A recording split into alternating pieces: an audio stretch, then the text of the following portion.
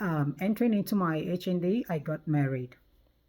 Now, before the traditional marriage and the church marriage, after paying of the bride price, yeah, I went to my husband's hometown according to tradition. I was supposed to stay there for 4 days.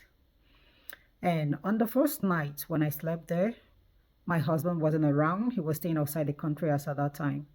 So I was just there with his father and his mother, that's my parents in law. On the first night, when I went to bed in their house, I heard what I called a dream. And in that dream, I saw a man that just appeared inside that room where I was sleeping. The man tapped me on my leg and asked me to wake up. And I woke up. He told me to pay attention. And then he told me there's gonna be jealousy, malice, and conspiracy. And he wanted me to be careful. And when I asked him, what am I supposed to do? He gave me a quotation in the Bible to read in the book of Matthew, but I couldn't remember the exact quotation. And then he disappeared. So when I woke up, I said to myself, okay, this must be a dream. And I just waved it off. The following night, when I went to bed, the same man just appeared in my bedroom again. This time around, I thought I was dreaming. He appeared in my bedroom, tapped me on my feet and asked me to wake up. And I woke up. He asked me to sit down on the bed and I sat down. And he said that it looks as if I didn't get the message that he gave me the previous day. And he repeated it a second time and he told me that there's going to be jealousy, malice, and conspiracy. And he wanted me to be careful.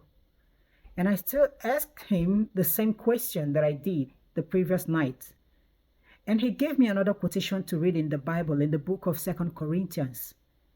But I couldn't get the exact quotation again.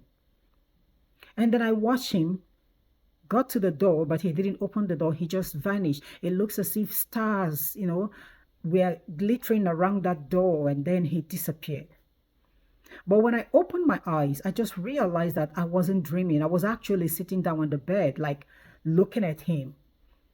Oh, should I say when I came back to my senses, when I came back to reality, I noticed that I was sitting down on the bed at the exact spot where he asked me to sit down.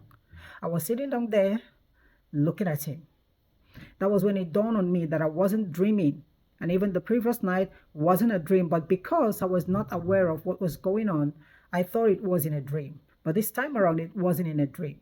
So when I opened my eyes, I got scared, like so scared. And there was no light. Trust Nigeria, the NEPA took the light, of course. There was no light. I didn't have any torch, no candle, nothing. So I struggled to see if there was a way I could get a light, but none. And then I started scampering to see, because I noticed that before I went to bed, I saw a matchbox. So I started scampering to see if I can find a matchbox. That was when I heard my mother-in-law's footstep coming upstairs. She called me and I answered, and she asked me what the problem was. I told her that I needed light, that everywhere was so dark. Thank God she came up with a lantern. She gave me a lantern and asked me not to go to bed again without light. But I didn't tell her what happened. By morning, I still didn't tell her. I didn't tell my father-in-law because I didn't know how they were going to feel when I tell them of something like that. It would look as if I am making it up. So what I did was I went downstairs, greeted them, and told them that I want to go back. They said no, that the tradition was that I was supposed to stay there for 4 nights. And I said to myself, how can I stay here for 4 nights? And this man will start visiting again, telling me to be careful, telling me this, telling me that. So I started crying before them.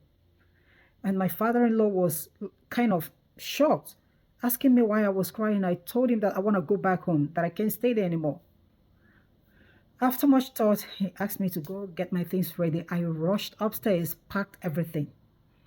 Came downstairs, he gave me some money, asked his driver to drop me off at the park. And that was how I went back. I never knew that all those things that the man told me were going to come to pass. Now, The jealousy that he talked about, the jealousy started before my traditional marriage. The malice that he talked about, that malice started after my marriage. Now, the conspiracy is the part that I am facing right now. But that's not the problem. That's not all. And I've come to realize that the person I thought was a man wasn't actually a man. That was my guardian angel. That was my first time of coming in contact with him, like face to face, one on one. And he hasn't stopped appearing up till this present day. He still appears, but on rare occasions, since ever since I've got to realize that I have a guardian angel and he's so active in my life, he doesn't appear like that anymore. The only thing is that once that case is severe, a case that might, be so harmful to me, he appears like a flash, like a lightning, like with the greatest speed that you cannot detect. Does whatever he want to do, and that's it. I'm so grateful to God. I'm not gonna lie, but it's not easy. It is not easy, but all thanks to him. So stay tuned with me